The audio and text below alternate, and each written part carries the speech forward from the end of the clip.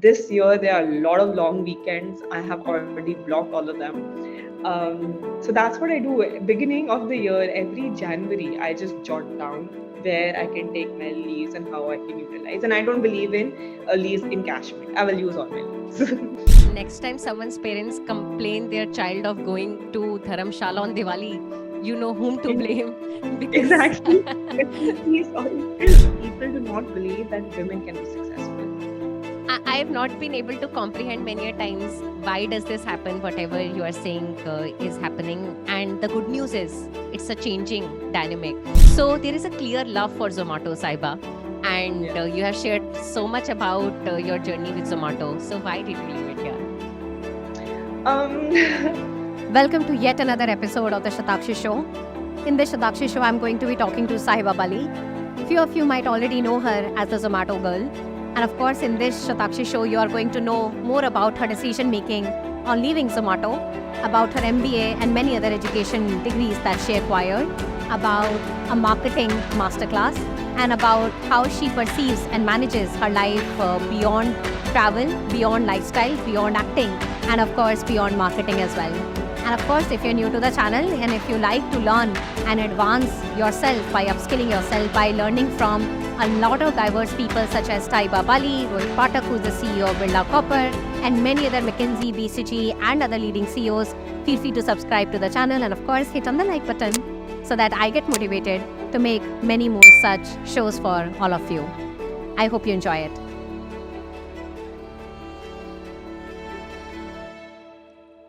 Welcome, Sahiba, to the Shatakshi Show.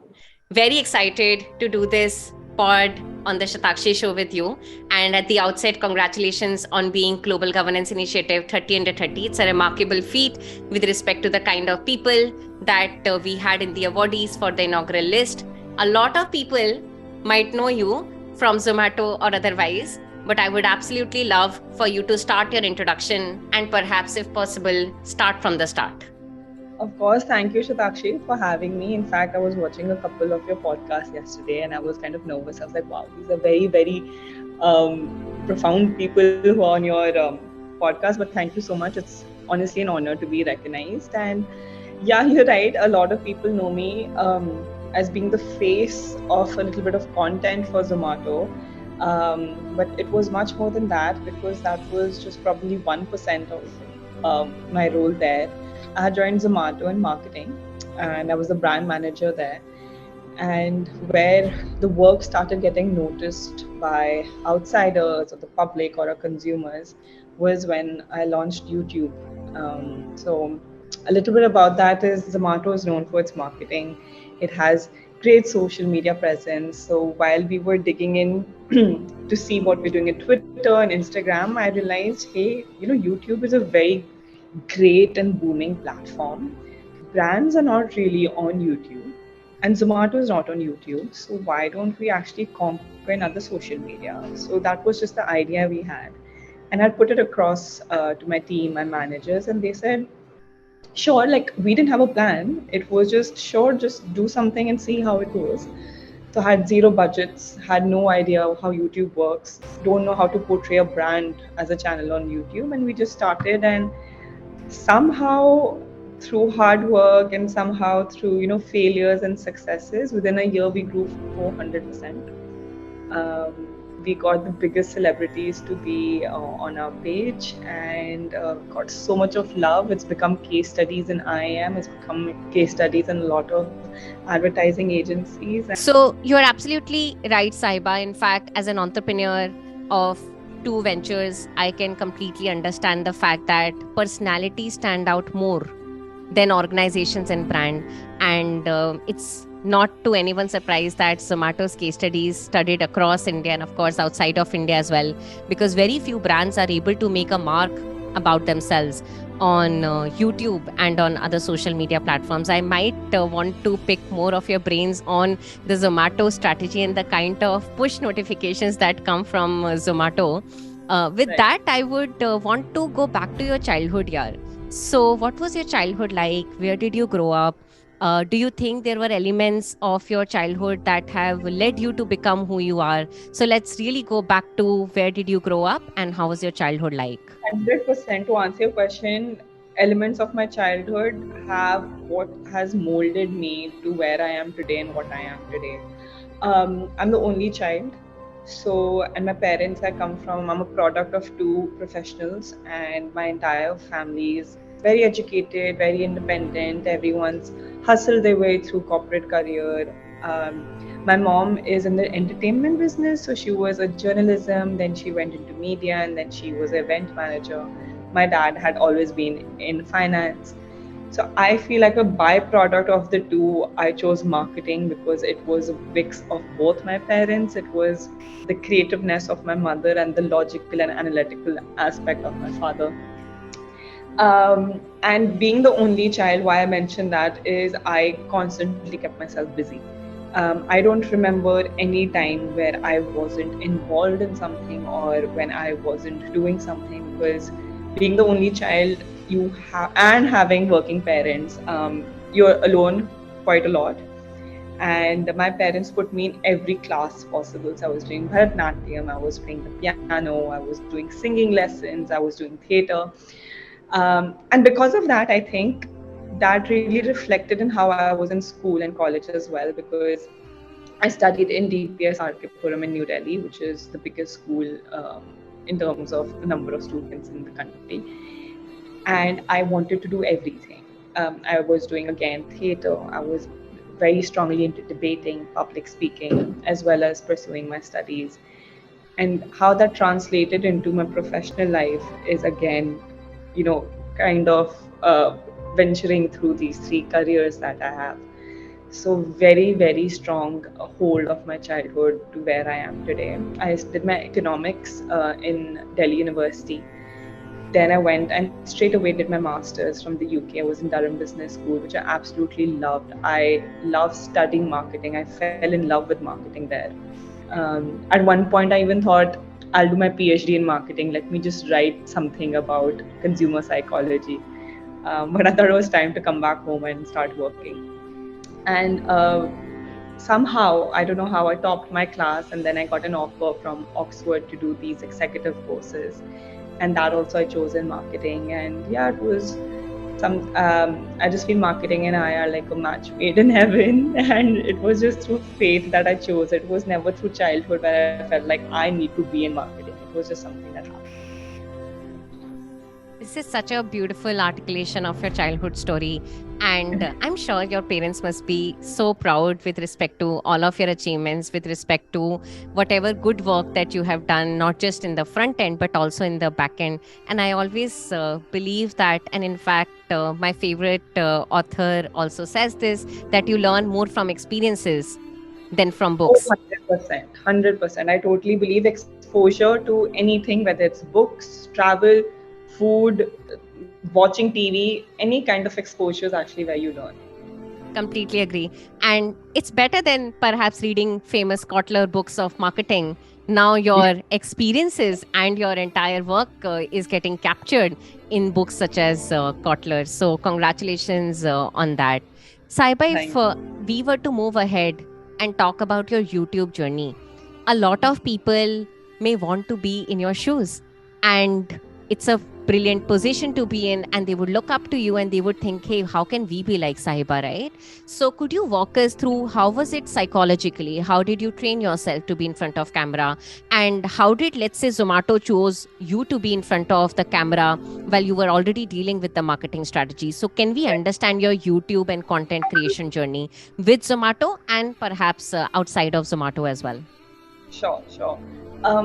So here I would like to give some context that as a brand for Zomato, when we were launching YouTube, I was a complete novice. Like I had no idea about YouTube as a platform. Of course, I've gone on YouTube and read a lot and studied a lot, as YouTube was a tool I've used. But as a platform for a brand to be there, as a marketing channel, I had no idea. So it was all very new to me. We didn't even know, how thumbnails work, how what the captions are. how you're supposed to upload. But I think once you start doing it, it's something that you learn, like you said, is through experience. So every day we were reading about YouTube, we were seeing tutorials of how to make YouTube grow. I was watching so many content creators and trying to understand what they're doing and everything. So I feel like YouTube, I learned while watching others and reading about the platform more than anything else. I would spend hours and hours on the platform. Our first few videos were just me trying out different cuisines, because we thought as Zomato, maybe we should just surround around food. So, 10 types of dim sums to eat, different types of burgers, how breakfast is eaten all around the world. It did perform well, but then I had the thought that why are people coming on YouTube? People are coming on YouTube to see the people that they are kind of obsessed with. And I use the word obsessed because if you go to YouTube and say you have your favorite author and he has an interview there, you will probably watch it. If a student is going on YouTube and they see something that is, in science, something how to crack IIT or how to crack IIM or Harvard Business School, they will go and watch that. So that is the case point that I took and said, let's try to show what people anyway are consuming and would be interested in. Forget we're a brand. Let's not show what a brand wants to show. Let's show what they want to see. So we have to reverse engineer it. And that's how we started getting YouTubers on a platform, and the numbers just went crazy. We started getting celebrities on the platform. And that is, I think, the one advice I would give everyone. If you're trying to be a content creator or a brand on the channel, try to think of you as yourself as a viewer. Show what they want to see rather than what a brand wants to push out. And how I became the host is my team knew that I've been acting all my life, and they knew that I'm very active on Instagram and I'm very, very comfortable with the camera. So they said, this is your project anyway, so you can be the host. So I said, sure. But the backdrop of it was very, very, very exhausting because I was traveling every day outside of Delhi. And while hosting, I was the one booking the tickets. I was the one who's closing deals with these celebrities. I was the one who was trying to ideate what's happening. And then it was just me and my manager at that time. And then as YouTube grew over the 6-7 months, then we hired other people. But yeah, that was actually the journey. It's such an intrapreneurial journey that I really marvel. Yeah. Many a times people obsess on being an entrepreneur without even realizing that within the realms of your own organization, you could become a beautiful entrepreneur with good idea pitching and, of course, pitching and convincing your own boss, which are really good skills to have. And I do want to commend Zomato, and I want to know your brains on. So I am building a life outside of India right now, which means that Zomato is still on my phone, and the kind of push notifications that still come in evening for me is samosa kha lo, kahan jaoge? So I really want to understand, where did that insight that these kind of humorous content is going to lead towards sales, or who was that one person who experimented and then led towards these answers? Right. Actually, due credit to Akshar Pathak. He joined Zomato years ago. He's not with Zomato currently, but he was there when I had joined, and he was heading. He was the art director, but he was kind of the marketing face of Zomato at that time internally, and he had come up with this entire tonality of Zomato. He has actually been the pioneer in making the brand voice what it is. So what as a brand that we had decided that we'll do is that we will be a friend, we will be a dost, we'll be a bhai, we'll be a sis. We will be as relatable to the janta as possible. We will not be a brand, we will not be aspirational and non-achievable. We'll be someone that you can look up to and someone you can chill with. That is the kind of humanizing tone that we had given to the brand. And from that essence, everything just filters accordingly. So whether it's your push notifications, which could be as friendly as yaar bahut thand ho rahi hai, chai manga le, to how we did YouTube, or to how our social media post is, or to how our ads are also, our TV ads and digital. That is the kind of personification that we take. But also during my time, during COVID, we did a lot of research, a lot of data. We had got agencies on board who specialize on research, to try to figure what people think of Zomato, what they would like to see, how they see the brand, and through all that data and conclusions, how we actually used to make our campaigns as well. So, you know, the qualitative and quantitative aspect are both very crucial for marketing, and a lot of people in the content sphere forget that data is also very, very important. We shouldn't forget the data and just be liable on the creative part of it. This is such a beautiful articulation. At GJ, of course, we have MBA for Impact Masterclass. And as part of that, there is a marketing masterclass. And I remember one of the speakers coming in, and the first sentence that she said was 90% of my time is spent on Excel. Many a Yeah. times people think that in marketing you are just creating ideas, you are just creating the brand copy, etc., but a lot of this is germinating from the insights that you have from the audience. So thank you so much, Yeah. Sahiba, for sharing that insight. I just want to build a correlation between, let's say, the YouTube strategy of marketing and the sales figures of marketing. I have a running answer that there will be a high correlation. That's why you guys are continuing to do what you guys are doing. But I also have another hypothesis that people already knew about Zomato, and they explored and found it again in the form of entertainment on YouTube. So it necessarily may not have led to a huge jump in sales, but maybe Right. perhaps a marginal jump in sales. So those are the two school of thoughts. Could you share what was the correlation, if possible? So actually, we didn't want a correlation. We were looking at two aspects of marketing. One is growth. So there was growth marketing, which was a team and all our efforts and strategies that actually go directly towards sales. So whether those are your digital ads, whether those are your promo codes, whether those are your partnerships with banking partners, any form of marketing that led to performance and growth. Then there was another side of marketing, which I personally love, and I feel everyone should try it, even if you're an MB or a very logical, analytical person, is brand love. Brand love, brand equity, brand recall, all of them are different aspects of marketing, which you can use creative methods to kind of conquer. Because in growth and performance, you can't have so much creativity there. Here you have a leeway to try out new things, fail, succeed. So that's what YouTube was, is to build brand love and brand equity. And in that, the correlation I think we saw, because I did a lot of social listening, because that's how I could see ROI. Of course, YouTube views, comments, all of our videos are 1 million plus. We never put any money into it. That is one metric. But brand equity was when we went on social media and did social listening. How many people are talking about our YouTube? How many hashtags were used? How many people are sharing and resharing? So that chatter, that buzz was actually the real ROI that came across. Beautiful articulation. And it's almost like a long term investment in your brand. Apple is what it is today because of the early brand equity investment that they made in terms of how do people recall Apple. So there is a clear love for Zomato, Sahiba. And Yeah. you have shared so much about your journey with Zomato. So why did you leave it here? Um, I get this question so many times. In fact, I was getting these questions so much that I made a YouTube video out of it, ironically.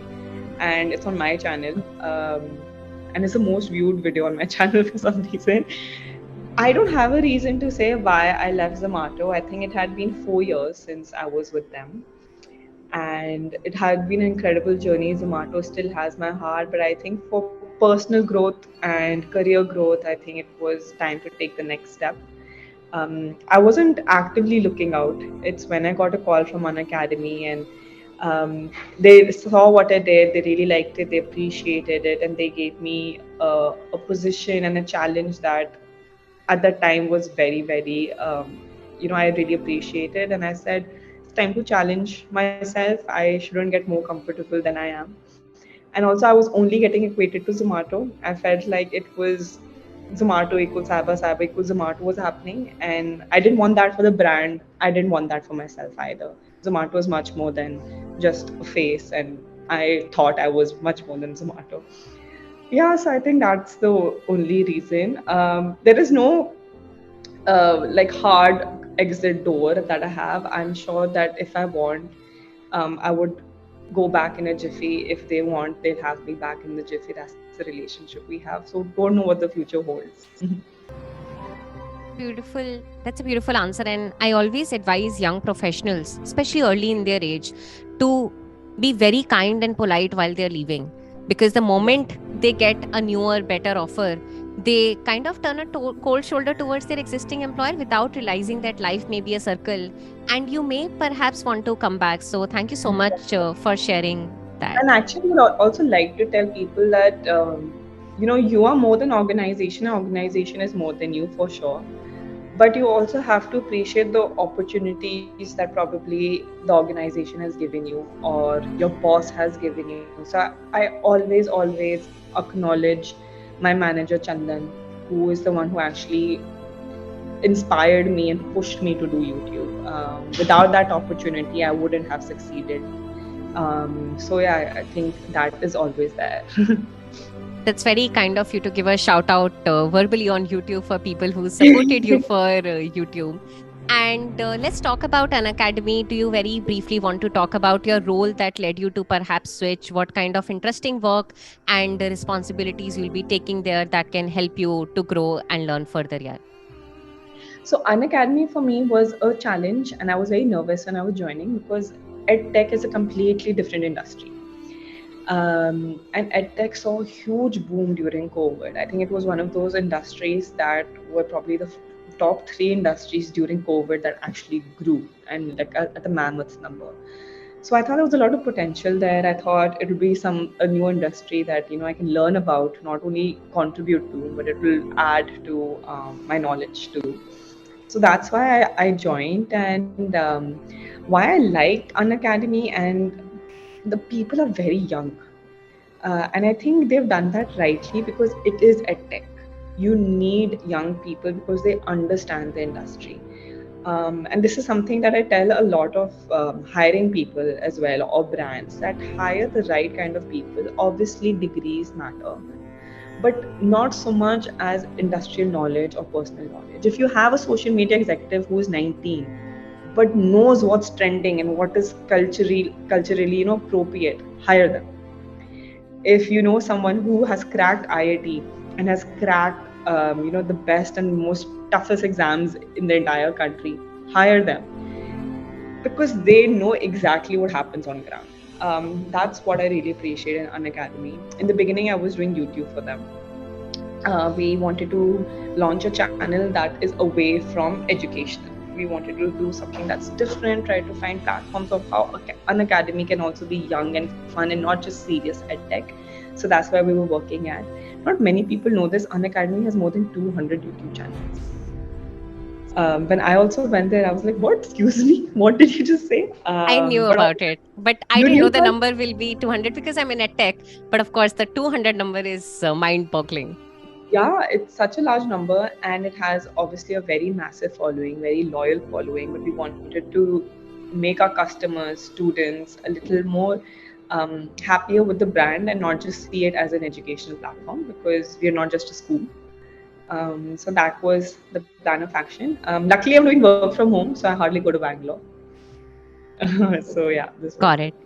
I love your answer around hiring young people as well, because in fact, this entire GGR 30 under 30 initiative was to actually celebrate young professionals so that other young people could take inspiration from people like you and the other 29 awardees and imagine and think that they could also be in those shoes. And with that, I would want to pick up your just honest, candid perspectives on degrees and education. In terms of the education that you have had, in terms of the degrees you have had, I'll be very candid. I got extremely privileged in my life as well. Went to St. Stephen's College, ISB, etc. I'm one of the very few people who is disrupting the education ecosystem from both MBA and from IIT perspective. But what has been your experience with respect to degrees and your job experiences? So what I've noticed is that the Indian mentality is that everyone must do an MBA, right? While I see that there's always merit in getting a degree, it's never going to take away from you. It's always going to add to you. But how the world is changing, how the corporate ecosystem is changing, I feel that you should do a degree that suits your job. MBA is not the last and final goal. Now you have jobs that are so niche, so specific, and if you have master expertise in it, you will be probably the best in the industry. So, a lot of time when I hear parents pushing a child who probably wants to do something in research or probably wants to do something in media, they don't need to do an MBA. You know, of course, it's going to add to you, but it's going to add very generally to you. Why don't you do something that you can actually specialize in? So obviously 100% get an education. Undergrad degree is very important. Please do not miss it. A lot of people just want to skip from school, become, because of this burst in content creation, just jump into YouTube. Please get an undergrad degree. And your master's degree has to be something that is extremely specialized. Unless you're lost and you don't know what to do, then you can do a generalized degree.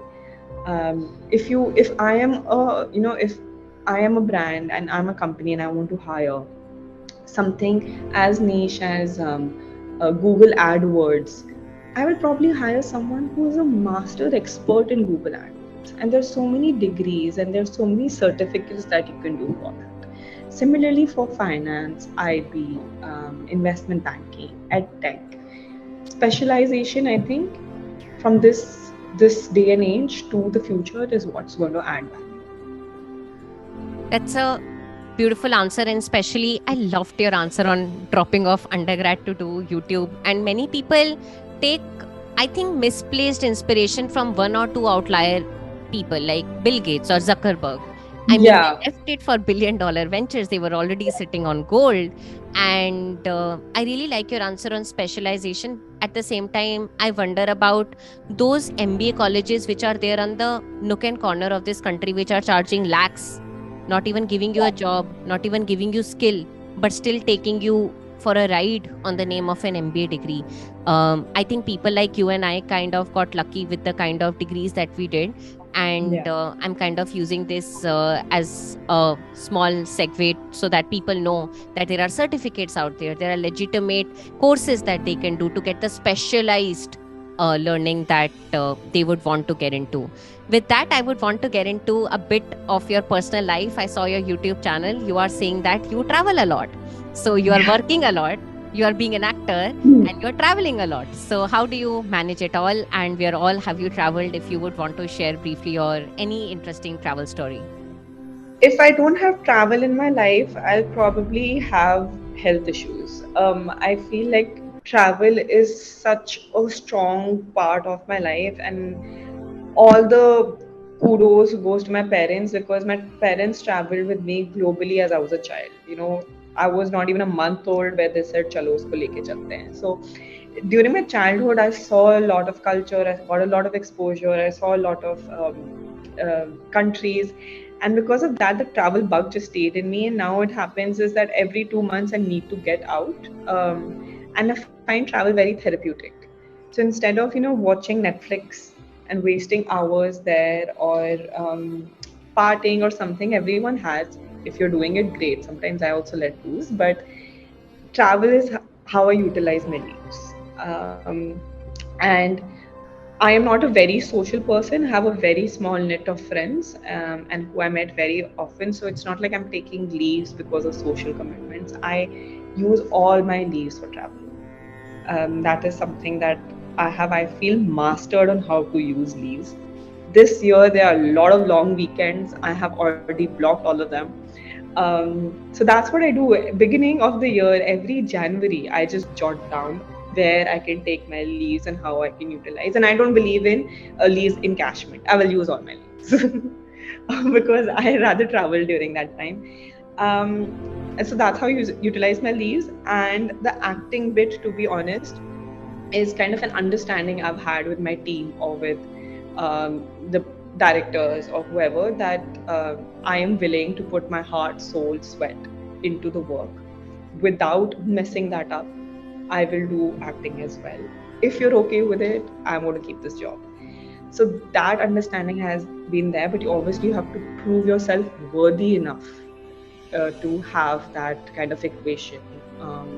So that happened in Zomato as well. I was shooting in Kashmir for months on, but I had my laptop and I was working throughout.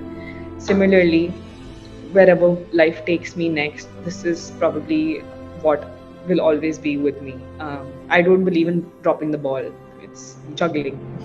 So having all three balls and kind of managing. And yeah, travel, a little bit about travel. I've done 37 countries. I want to do 40 within this year. My childhood dream was 50 at 50, but by the time I reach 50, I should have done 50 countries. And hopefully that happens. This is such a beautiful answer, largely because many a times people think that you need to just leave everything and do Tamasha movie, and I love that movie with Ranbir Yeah, Kapoor, and you need to travel. However, there are realistic answers. In fact, when I was 22, I was also traveling solo across country every second weekend by having yeah. my job. And your answer is equally inspiring, because then people can think, I do not need to just leave everything aside for traveling. So thank you so much for that answer. My And next. luckily, I want to add to that that we live in a country that has so many festivals. We are the one country who gets maximum number of leaves. So if you utilize that very well and you plan very well, you wouldn't feel like you need to give up to travel. Next time someone's parents complain their child of going to Dharamshala on Diwali, you know whom to blame. Because Exactly. Sorry. cool. Sahiba, I would want to pivot and talk about your fame with YouTube. Fame can do a lot of things. Like you said, Zomato's most videos have more than 1 million views, right? That means that you are fairly famous in the Indian context and in the food context as well. So, what has fame done to you critically, both the ups and the downs? Um, I have recognized and I accepted earlier what used to happen was even before Zomato, because of my web series on my Instagram, I would get recognized in some places. But after this YouTube stint, it's probably quadrupled. At earlier that time, I would just flake it off and be very coy about it, not understand what it is, and just like, no, I'm not important. Don't talk to me. Don't take a photo with me. I have slowly come to accept it that if people recognize you, you have to acknowledge it and you can't run away with it. So now I love meeting people. I run into them, whether in airports or in shopping malls or everywhere. And I like having a conversation. I'm very grateful, that you have taken the time to actually come, walk up to me and talk. So thank you for your time. I love talking to them. So that is the upside, that it's made me more grateful for what I have. And how people have love for me. They have a certain place for me in their hearts, which is just such a grateful thing. The downfall is I have to use my voice now that I am some kind of personality who is known in the right way. um, so even if I have X number of followers, or whatever I say or whatever I do, if you go to Reddit and write Sahiba Bali, there are thousands of things. People have a lot of opinions. People are saying a lot of things. I just have to use my voice correctly. I'm very politically opinionated. Sometimes that causes trouble. I lose followers. People say all kind of nasty things to me, and I just want to be right. And I also need to tell myself it's okay to be wrong sometimes, but I want to use my voice for the right things. I want to add value somewhere. So that is actually the downfall, because it's very stressful to keep thinking like that. And kudos to you for managing that emotion at such a young age. I am 31. Many a times I cope up with it. And I am not sure about you, but as women raised in India, many a times it just takes long amount of time to just grasp that someone will walk up to you and give you appreciation. And it is fine, accept Yeah. that appreciation. So I'm just so I- glad. And I think But I would actually want to add something. Sorry, I'm cutting you off because you said we are women from India. The one thing that I've noticed, unfortunately, with this fame is that people do not believe that women can be successful. The kind of things I've read is oh, she's successful because of an external factor, or she is just spending her father's money. None of this is true, but they just have that kind of assumption that being a product of India, being a female in India, you can't be successful because of yourself. There has to be some reason, some force, some external factor that you're doing good. It's not you. Thank you so much for saying the obvious. I have not been able to comprehend many a times why does this happen. Whatever you are saying is happening, and the good news is it's a changing dynamic. I Yeah. personally take a lot of pride in interviewing young women leaders like you, so that many other women out there, in fact men out there, can take inspiration, can learn, and imagine that they could be like Sahiba Bali and many other people. With that, I would like to ask you perhaps the second last question, which is about the challenges and the lesser known aspects behind the scene realities of being a successful YouTuber. So, were there any challenges you faced that people don't know of, and if you could shed light on them? So, again, I'll talk from a brand aspect and a personal aspect. From a brand aspect, I had to make sure as A, I'm an employee anyway. I have a lot of other KRAs apart from just hosting a video. So the main thing was an actual headache of managing all my actual responsibilities, my actual work, and being a host. So, like I said, I was traveling constantly. I was constantly falling sick. I had to manage my work, but at the same time, I was on shoot, at shoot, scripting, shooting, everything. So that was one. It doesn't come easy. Second is that we didn't have budget because YouTube wasn't a planned project.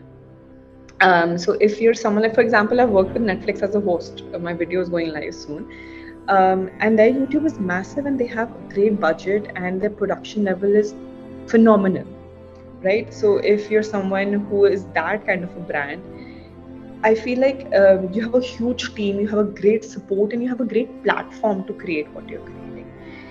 If you're a novice, if you're doing something for the first time and you don't have budgets, everything is like you're starting from scratch. You're an intern, you're a coffee runner. You will paint the wall, you will get art decor from your home, you will get costumes from home, everything. So it is actually your spot data, and you're the director, you're everything at once. So that is very tough. So for brands who are not big on YouTube yet, I'm sure you will go through this, but just take it with a pinch of salt. Like, just keep on telling yourself it's going to be worth it, it's going to be worth it, it's going to be worth it. And I think that's what happened eventually. It did become worth it. The other thing was, um, when you're doing this, you get a lot of appreciation from others. So, a lot of comments were about me or the brand, which is great. Somehow, I was just trying to find validation within my own system. So, I really wanted Zomato to say, "Hey, you're doing well," or "Let's go." Unfortunately, we stopped Zomato's YouTube. So that was very heartbreaking for me. So that's the other advice that I'd give, that if you're doing something for the brand, you're still an employee. All decisions will eventually be made by board of directors or someone higher up. So don't take it too hard. I was completely heartbroken when we stopped YouTube. Out of curiosity, when was this? Last year in July. Okay, got it. With So that, since then, we haven't had a casual YouTube video. Of course, we've had ads, but we haven't had a YouTube video since then. wow. This is such a beautiful answer because these are the harsh realities that many, and in fact, most don't actually can imagine. With that, we are almost at the end of this pod with the Shatakshi Show, Sahiba. I would love for you to give any parting remarks about career, about lifestyle, about travel for all the audience who is going to look up to you. And I am sure that they are hooked till the end.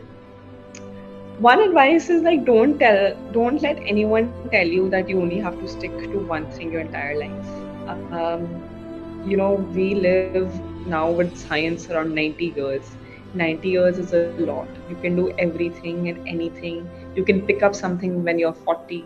You can stop something when you're 20. So just live life the way it comes. You can be a singer while also being an investment banker. Go for it. You do your gigs in the evening at some restaurant, and then you go to office in the morning. So don't excel in one thing. you can and you will excel in multiple things. I always say jack of all trades and master of them all should be the same. And yeah, go ahead and success will come to you if you put your heart and soul into it. Just don't give up. That is the kind of advice that I'd give. If you give up midway, you never know what would happen if you had just put that extra 5 minutes in it. And career wise, you don't need to have a foolproof plan by your 18. Study and go with the flow, get an undergrad degree. You will see what people around you are doing, you'll understand what you feel like doing, get a specialized master's degree. And I just told my assistant this, she's looking for a job and I'm helping her get jobs. Get the first job, right? Don't think that I only want Google, I only want Zomato, I must only be in Mercedes. Get the first job, and from there just see. I think the lot of mistakes that people do is they reject job because it's not good enough.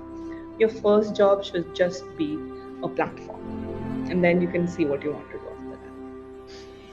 This is such a beautiful answer with respect to living life courageously and experiment with a lot of experiments. And I always believe that I would want to live a regret-free life so that when I'm 80, I don't remember perhaps the dull presentations, the dull Zoom calls, Yeah. or the dull meetings. I remember the walks with my husband and dinners with my family members as well. So celebrating being courageous and being experimental with life. It was an absolute honor, Sahiba, to know about your personal, professional, and your travel story. Thank you so much for taking out time, and congratulations once again on the being the awardee of 30 under 30. Thank you, Shatakshi. I'm very happy I had this call. And again, very, very honored to be recognized. And congratulations to all other awardees. I was seeing their profiles and what brilliant, brilliant young individuals. Kudos to you guys to actually take time and give people and young individuals this platform. So thank you so much.